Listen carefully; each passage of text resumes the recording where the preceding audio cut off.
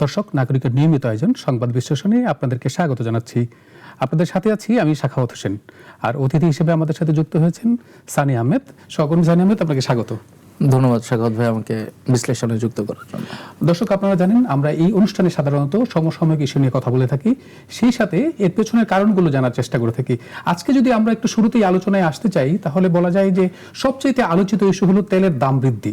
তেলের দাম বৃদ্ধিতে আসলে বর্তমান পরিস্থিতি কি, দেশ এবং ঢাকার রাজধানীর যদি বাইরের চিত্রটা আপনাদের একটু জানাতে চাই আসলে বেশি।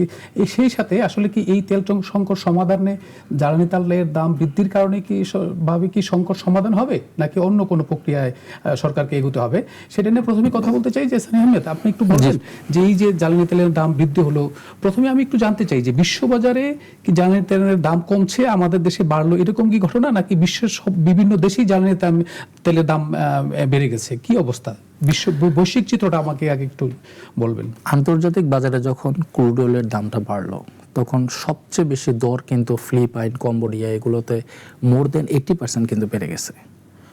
শুধু ভারত ছাড়া এবং এর সঙ্গে আরেকটা যাদের অতিরিক্ত মজুদ ছিল তারা ছাড়া বিশ্বের প্রায় সব দেশেই জ্বালানি তেলের দাম বৃদ্ধি করতে হয়েছে।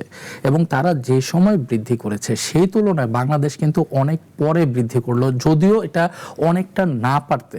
কারণ হচ্ছে যে আপনি জানেন যে এই হরমুজ প্রণালী দিয়ে যে আমাদের যে ক্রুড অয়েলটা আসবে, যে সময়ে সরকার অর্ডারটা করেছিল, এখন আপনার ব্যারেল প্রতি দাম অনেক কমে গেছে, কিন্তু যে সময়ে এটা আনার প্রক্রিয়া তারা করেছিল তখন তাদেরকে প্রায় $2 বিলিয়ন আপনার এই সরকারকে ভর্তুকি দিতে হচ্ছে। তো এই ভর্তুকির এত বড় একটা চাপ সরকার একা না নিয়ে কিছুটা সমন্বয় করার মাধ্যমে, যে গতকালকে রাত্রে যে আমরা একটা তেলের মূল্য সমন্বয় বলবো, আমরা এটা তেলের মূল্য বৃদ্ধি বলবো না, কারণ আন্তর্জাতিক বাজারে বিভিন্ন দেশ যে হারে তারা তেলের দাম বাড়িয়েছে সেই তুলনায় কিন্তু বাংলাদেশ মাত্র সর্বোচ্চ 16%। আপনার দেখেন অকটেন সবচেয়ে দামে যেটা 120 টাকা থেকে 140 টাকা, প্রায় অলমোস্ট 16% আর কি তারা বাড়িয়েছে। এবং যদিও একটি পজিটিভ খবর হচ্ছে যে হরমুজ প্রণালীর যে নাটক গতকাল থেকে চলছে, এই খুলে দিচ্ছে, এই বন্ধ করছে, এই নাটকের যখন একটু অবসান হয়ে যাবে তখন দেখবেন যে হয়তো মে মাসের শেষে বা জুনের দিকে এই দরটি কিন্তু আবার সমন্বয় হয়ে কমে আসবে।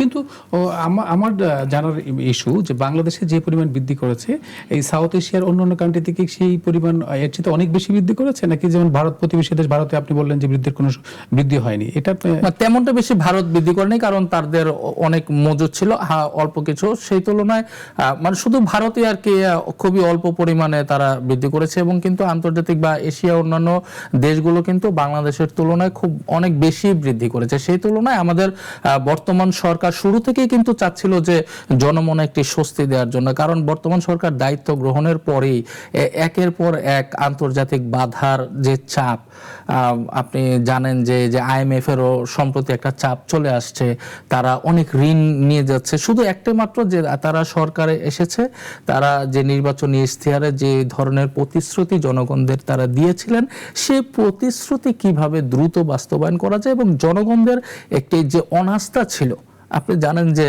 পট পরিবর্তনের পর ইন্টারিম গভর্নমেন্টের যে মোর দেন আপনার 1.5 বছরের বেশি সময় যে জনগণের যে একটা অনাস্থা ছিল, এই সরকার দায়িত্ব গ্রহণের পরে সেই অনাস্থাটার পুরোপুরি আস্থা এসেছে বিষয়টা এমনও নয়, কিন্তু সেই অনাস্থার জায়গা থেকে যেন জনগণ এই সরকারের প্রতি অনেকটা আস্থাশীল হতে পারে, সেই জন্য কিন্তু বর্তমান সরকার যার পর নাই চেষ্টা করে যাচ্ছে, এতে কোনো সন্দেহ নেই। কিন্তু আপনি একটা জিনিস দেখেন যে জ্বালানি তেলের দাম বৃদ্ধির কারণে কিন্তু অন্যান্য জিনিসপত্রের দাম বেড়ে যাওয়ার সম্ভাবনা রয়েছে। কিন্তু আমার আরেকটা প্রশ্ন সেই জায়গাটা থেকে, যে এই ধরনের জ্বালানি তেলের আপনি বলছিলেন সমন্বয় হয়েছে বা বৃদ্ধি হয় নাই, যে তাহলে বিশ্ববাজারে যখন জ্বালানি তেলের দাম কমে যাবে, অন্যান্য দেশে কিন্তু জ্বালানি তেলের দাম কমার সাথে সাথে এই দামটা কমে যায়, আমাদের দেশে কি সম্ভাবনা আছে যে একবার? অবশ্যই। এবং এর আগে আপনি দেখেন ইতিমধ্যেই আপনার উদাহরণ আছে বিগত সময়, যে যখন অতিরিক্ত তেল উৎপাদন বেশি বেড়ে যায়, যখন আপনার অতিরিক্ত মজুদ বেড়ে যায়, তখন তো এই দর আবার সমন্বয় হয়। এখন আমাদের এই দরটাও সরকার অনেকটা না পারতে বাড়িয়েছে, কারণ হচ্ছে আমাদের অতিরিক্ত দর দিয়ে ক্রুড অয়েলটা আনতে হচ্ছে। তো সেই দরের সমন্বয় করার জন্যই, এবং এর সঙ্গে যে জনগণ যে বেশি টাকা দিয়ে তেল কিনছে বিষয়টা না, সরকার কিন্তু সবসময় ভর্তুকি দিয়ে আসছে, এখনো সরকার ভর্তুকি দিয়েই তেলটা আনছে। দীর্ঘমেয়াদী যে সরকারের নানা সময় থেকে দেখেছি একবার দাম বৃদ্ধি পেলে আর সেই জিনিসের দাম কমে না। আপনি মনে করলেন যে জ্বালানি তেলের দাম কমে গেল, কিন্তু অন্য জিনিসপত্র যখন দাম বেড়ে যাবে সেটা কি কমবে? বাস ভাড়া কি কমবে? সেটা কি কখনো দেখেছেন সেই চিত্র বাংলাদেশে? না, জ্বালানি তেলের সঙ্গে যে পরিবহনের যে ব্যয় বৃদ্ধি, এটার তো একটা সম্পর্ক অবশ্যই রয়েছে। আজকে যখন তেলের দাম 15 টাকা, 16 টাকা, কোনোটা 19 টাকা, কোনোটা 20 টাকা লিটার প্রতি বেড়েছে, তখন পরিবহন ব্যয় তো স্বাভাবিকভাবেই বাড়বে। কেন পরিবহন ব্যয় বাড়বে? এদিকে পরিবহন ব্যয় বাড়বে, অন্যদিকে কৃষি পণ্যের দাম বৃদ্ধি পাবে, কারণ কৃষি যে সেচ যে দিয়ে যে উৎপাদন করা হয় সেখানে অনেক কস্টিংটা অনেক বেড়ে যাবে। শিল্প কলকারখানায় যে পণ্যর যে উৎপাদন খরচ সেগুলো বেড়ে যাবে, সবকিছুই তো বেড়ে যাবে। আমরা বাংলাদেশের ইতিহাসে যে জিনিসের দর একবার বৃদ্ধি পায় সেটি আমরা কমতে দেখি না বললেই চলে।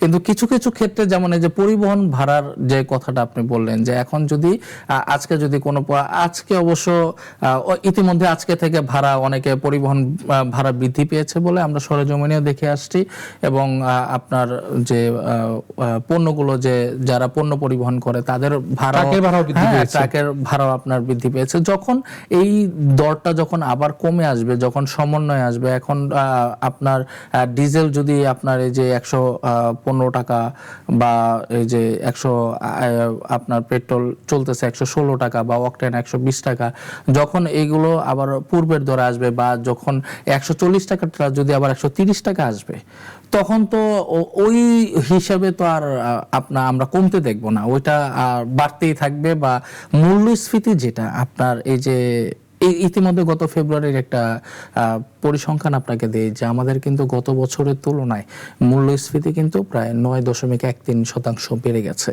এবং এই যে দর বৃদ্ধি, এই দর বৃদ্ধির কারণে সবগুলো পণ্যর দাম যখন বেড়ে যাবে, তখন মূল্যস্ফীতির পরিমাণও এটা বাড়বে, এতেও কোনো সন্দেহ নেই। এখন আমাদের মূল্যস্ফীতি কমানোর জন্য আমাদের বাংলাদেশ ব্যাংক ভরসা রয়েছে, তারা চেষ্টা করছে মূল্যস্ফীতি কিভাবে কমানো যায়। কিন্তু যে বৈশ্বিক আন্তর্জাতিক যে চাপ, আমার মনে হয় যে এই আন্তর্জাতিক চাপগুলো যখন সংকটগুলো প্রশমিত হয়ে আসবে, তখনই একটা স্থিতিশীল অবস্থা আমরা জীবন ধারণ করতে পারবো। কিন্তু আপনি কিন্তু একটা জিনিস খেয়াল করেছেন, মাঠ পর্যায়ে আপনি যেহেতু মাঠ পর্যায়ে সাংবাদিকতা করেন, খেয়াল করে দেখবেন যে এই যে সাধারণ মানুষ এই তেলের দাম বৃদ্ধি না পাওয়ার আগেই বিভিন্ন নিত্যপণ্যের দাম অনেক পরিমাণে বেড়ে গেছে, যেগুলো আমদানি করতে হয় না, দেশে উৎপাদন না হয়। তাহলে পরে এই যে তেলের দাম বৃদ্ধির ফলে এইটার যে জায়গায় যে ঠেকবে, মানুষ কি হবে? এই সাধারণ মানুষের এই জায়গা থেকে মুক্তির উপায় কি? আপনি বলছেন সরকার এটা দেখছে।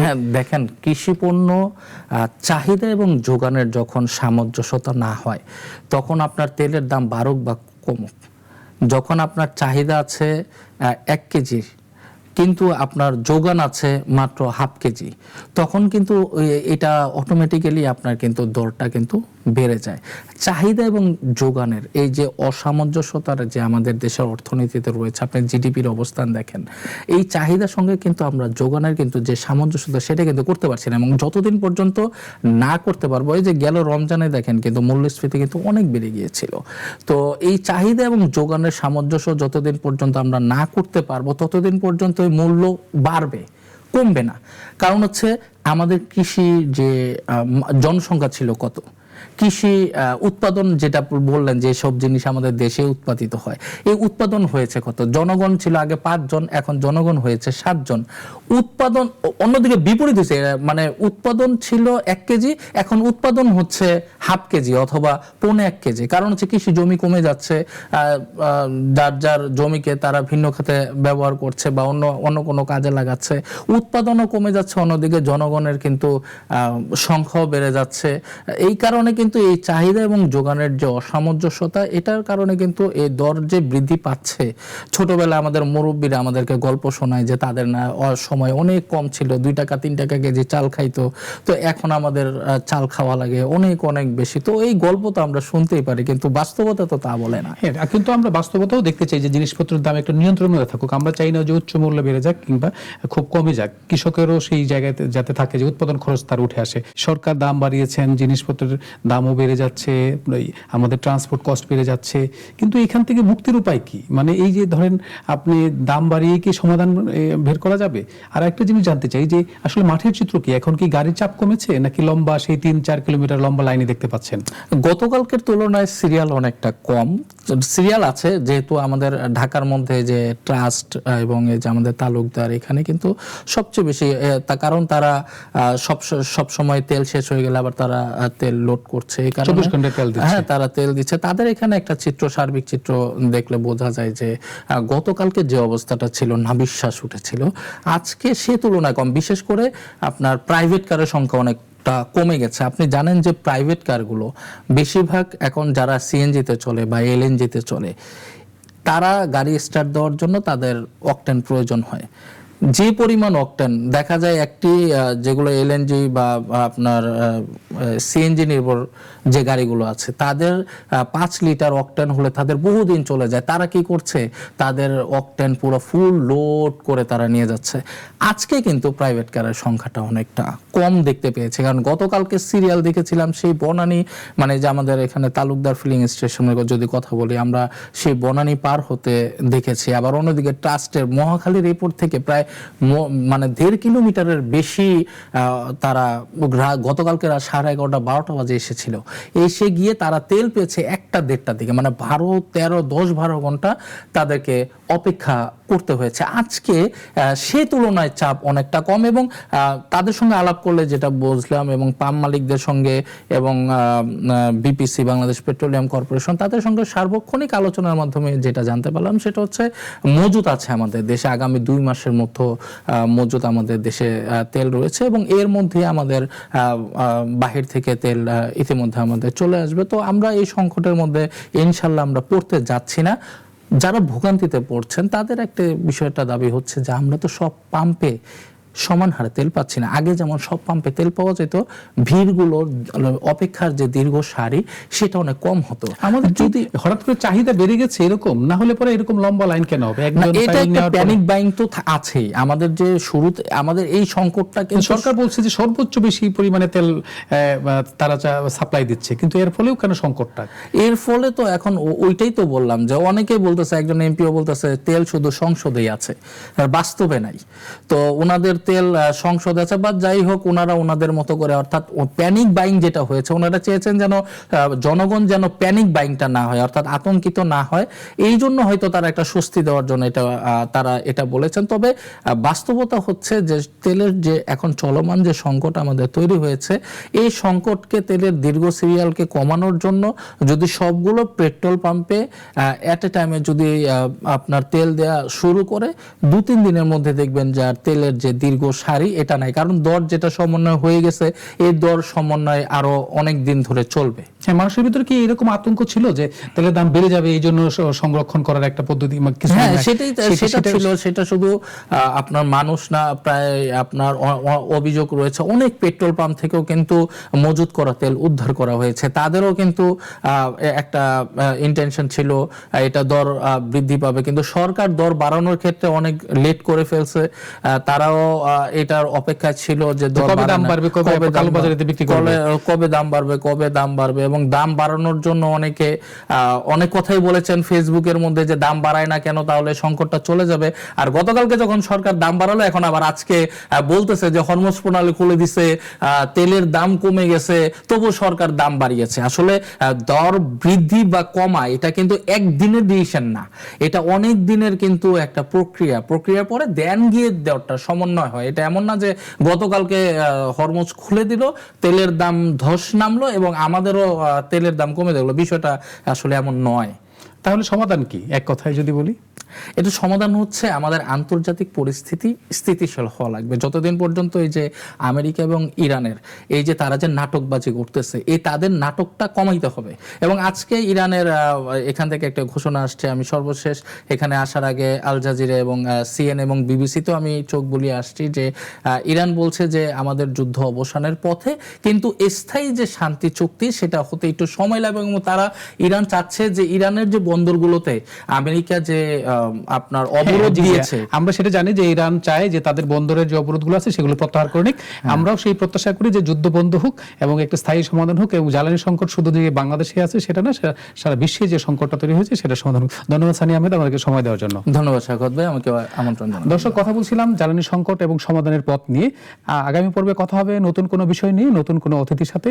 সেই পর্যন্তই ভালো থাকবেন, ভালো রাখবেন।